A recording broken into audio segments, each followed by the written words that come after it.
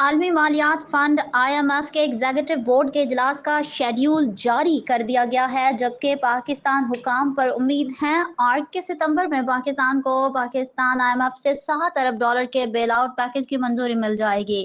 IMF کے executive board کا 4 ستمبر تک کا شیڈیول جاری کر دیا گیا ہے، تاہم بورڈ کے شیڈیول میں فی الحال پاکستان کا نام شامل نہیں ہے۔ پاکستان وزارت خزانہ ستمبر میں IMF سے $7 ارب کے قرض پروگرام کی حتمی منظوری کے لیے پر امید ہے۔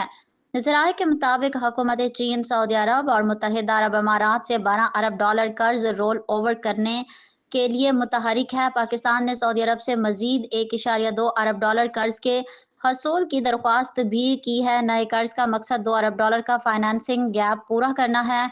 ذرائع کا بتانا ہے کہ پاکستان کے ذمے پہلے ہی $5 ارب کے کیش ڈپازٹس کی صورت میں سعودیہ قرض واجب الاد ہیں۔ پاکستان کے پاس چین کے $4 ارب اور UAE کے $3 ارب کیش ڈپازٹس ہیں۔